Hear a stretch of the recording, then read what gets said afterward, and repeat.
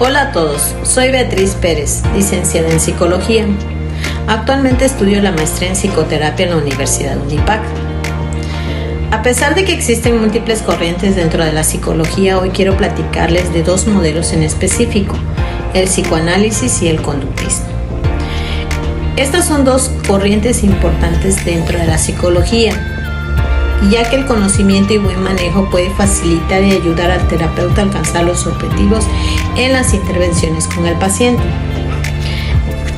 Es por eso que este video se hizo como parte de la materia Modelos Clásicos de Intervención Clínica, para reforzar el conocimiento y ahondar un poco más en estos importantes enfoques dentro del campo de la psicoterapia. La psicología es una disciplina fascinante, maravillosa, que busca entender y explicar la conducta humana, así como los procesos mentales que preceden nuestras acciones. A lo largo de los años y su trayectoria se han desarrollado diversas corrientes psicológicas, las cuales han proporcionado varios enfoques para su abordaje. En muchos casos los terapeutas suelen combinar diferentes elementos de cada corriente para tener un mejor desenvolvimiento en su labor. En este momento te platico de la terapia psicoanalítica, la cual fue desarrollada por Sigmund Freud. Él fue un médico neurólogo y a quien se considera uno de los precursores de la psicología y el fundador del psicoanálisis. Él pensaba que el inconsciente es el lugar donde se encuentran los deseos, los pensamientos y los recuerdos más profundos de la mente humana, por lo cual, si no conocemos y logramos comprender nuestros propios deseos inconscientes, pueden ocasionarnos problemas psicoemocionales. ¿Alguna vez ustedes han tenido algún problema psicoemocional? Bueno, según Freud, nuestra mente inconsciente comienza a desarrollarse desde el nacimiento y su equilibrio en los primeros años es muy importante. Es por eso que esta terapia, es decir, el psicoanálisis, pone especial énfasis en el análisis y observación de las experiencias más significativas en los primeros años, es decir, en la infancia. Recordar y reflexionar acerca de lo vivido desde la niñez más temprana es importante para poder comprender cómo esos eventos influyen en nuestro comportamiento. La manera en que suele trabajar el terapeuta psicoanalítico, te platico un poco cómo es esto, es por medio del diálogo constante con el paciente. El vínculo que se crea entre terapeuta y paciente suele ser muy estrecho, debido a que pasan muchos años juntos haciendo esta terapia. El psicoanalista se asegura de crear un ambiente seguro y cómodo para que el paciente se sienta a gusto y pueda ser libre de expresar todo lo que siente, y así poder captar cuál es la fuente del problema. A esa medida que transcurren las sesiones, que cada vez se va tomando conciencia de lo inconsciente, y es cuando el paciente empieza a mostrar cambios. Te cuento de algunas de las técnicas que más se suelen utilizar. Por ejemplo, una que se llama asociación libre. Esta técnica consiste en dejar hablar al paciente en todo aquello que le viene a la mente sin reprimirlo. Por decir un ejemplo, el terapeuta elige una lista de palabras: amor, niñez, adulto, madre, padre, etc. Y el paciente debe de responder con la primera palabra que se le venga a la mente. Esto es con la finalidad de que el paciente externe asuntos reprimidos de los que tal vez ni él mismo es consciente, y pues si son importantes se puede trabajar con ellos. Otra terapia es, más bien otra técnica, se llama análisis de sueños. Es durante las sesiones que también se trabaja con los sueños, y se le recomienda al paciente pues llevar un registro de ellos, para que a partir de esos registros el terapeuta pueda explorar más áreas de la vida del paciente, y pues de esta forma ayudarlo a ser consciente e interpretar sus propios sueños para conocerse mejor. La transferencia es una técnica que se refiere a la repetición que ocurre de la manera inconsciente en el aquí y ahora de los conflictos del pasado, por medio de esta interacción del paciente y terapeuta. El análisis de estas emociones vinculadas a personas importantes para el paciente es de gran ayuda para llevar a cabo su proceso de cambio. La abstinencia es otra técnica que se utiliza en el psicoanálisis, donde puede pasar que el paciente no encuentra satisfacciones que puedan sustituir los síntomas que presenta. El terapeuta buscará preguntarle acerca de su percepción y del porqué de sus necesidades. La persuasión se lleva a cabo cuando el terapeuta logra entender ciertos aspectos referentes al paciente y busca transmitírselos y que pueda entenderlos y asimilarlos. La clarificación es una técnica que suele usarse en terapias grupales, familiares, de pareja, y donde se busca comprobar que el paciente haya entendido de forma concreta lo que los demás participantes de la terapia han expresado por medio de alguna pregunta que hace el terapeuta. En sí, todas las terapias buscan en lo posible mejorar los estados de los pacientes en el menor tiempo posible. Y una de las terapias que logra poder destacar ese tiempo, más bien reducir ese tiempo, es la terapia conductista. Te platico un poco más. En el siglo XX, hace muchos años, el fisiólogo ruso Iván Pavlov hizo un experimento con un perro. Cada vez que sonaba una campana le daba de comer. Así que con el paso del tiempo el perro asoció la comida con el sonido de la campana. Cuando escuchaba la campanita salivaba, y entonces a ese experimento se le denominó condicionamiento clásico. De esto se vinieron otros experimentos, pero pues ya fue con personas.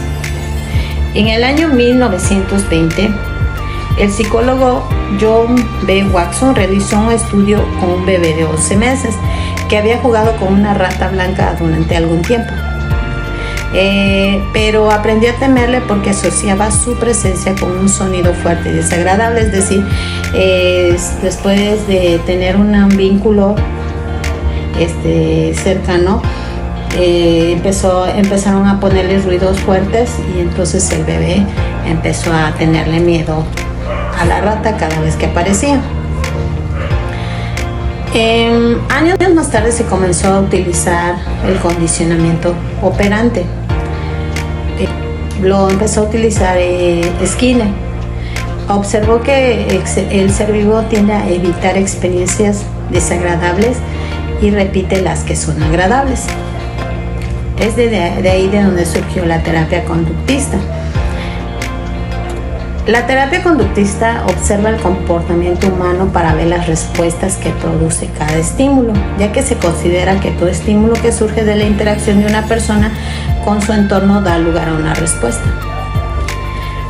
Muchas de las técnicas de la terapia conductista se utiliza para tratar trastornos como adicciones, fobias, ansiedad e incluso el trastorno obsesivo compulsivo. A continuación te muestro o te digo de algunas técnicas que utiliza la corriente conductista. Una de ellas es la desensibilización sistemática. Esta se utiliza con las fobias, por ejemplo, cuando las personas tienden a tener miedo a volar, a algunos insectos, a la oscuridad. Esta consiste en ayudar a entrenar al paciente que padece la fobia para que se relaje ante el estímulo que le resulta desagradable, de modo que paulatinamente la fobia se sustituye por relajación. Otra de las técnicas del conductismo se llama terapia de aversión. Esta trata de asociar un estímulo desagradable, por ejemplo, una pequeña carga eléctrica, la asocias con un hábito perjudicial. También está la relajación. Esta es una técnica que, al igual que la desensibilización, el objetivo es la relajación en situaciones que producen estrés, nerviosismo o miedo en el paciente. La activación conductual se trata de una técnica para tratar la depresión porque ayuda a salir al paciente de su situación de inactividad o tristeza que suele aparecer en los casos de depresión.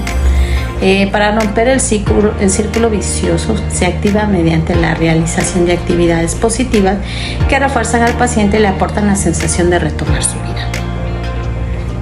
¿Cómo se desarrolla una sesión con un terapeuta en base al conductismo? Te platico. El terapeuta debe evaluar al paciente mediante preguntas para averiguar sus patrones de conducta, la imagen que tiene de sí mismo, las relaciones con otras personas y pues si también consume algún medicamento. Después de esto se fija una serie de objetivos a lograr en función de las necesidades de cada paciente y le enseñará a enfocar la situación desde otro punto de vista más positivo. De esta forma pues es como funcionan las terapias conductistas y el psicoanálisis. Pero también te quiero mencionar que para tener una salud mental óptima tenemos que cuidar nuestro cuerpo físico. Así como cuidamos nuestro cuerpo físico, también es importante cuidar nuestra salud mental. Esto incluye el bienestar emocional, el psicológico y el social, porque afecta la forma en que pensamos, en que sentimos y cómo actuamos, cómo enfrentamos la vida. También nos ayuda a determinar cómo manejamos el estrés y nos relacionamos con los demás. Es muy importante la salud mental en todas las etapas de la vida, desde la niñez hasta la vejez. Por último, yo te quisiera comentar algunas señales que se presentan cuando se tiene algún problema de salud mental y al cual hay que estar atentos. Porque cuando se trata de emociones suele ser difícil saber qué es normal y qué no, pero los problemas de salud mental usualmente tienen signos de advertencia. Algunos de ellos pueden ser tus cambios de hábitos alimenticios o de sueño, cuando te aíslas de las personas y actividades que disfrutas, o sea, ya no haces lo mismo de siempre, cuando tienes poca o nada de energía, cuando te sientes vacío o como si nada te importara, tener dolores y molestias inexplicables, sentirte impotente o sin esperanza es otra de las señales o alerta de un problema mental. Fumar, beber o usar drogas más de lo habitual, sentirse confundido, olvidadizo, enojado, molesto, preocupado o asustado, tener cambios severos de humor que causen problemas en alguna relación con pareja, con padres, con hijos, y tener pensamientos y recuerdos que no puedes sacar de tu mente. Eso también es otra alerta de un problema mental. Escuchar voces o creer que cosas no son ciertas, pensar en lastimarte a ti o a otros, y por último no poder realizar tareas diarias que son cotidianas como cuidar a tus hijos, ir al trabajo o a la escuela. Es por eso que es importante estar atentos ante cualquier señal y si se percibe algo, inmediatamente consultar con un profesional de la salud mental. De esta forma llegamos al final de este video, esperando que haya sido de su agrado.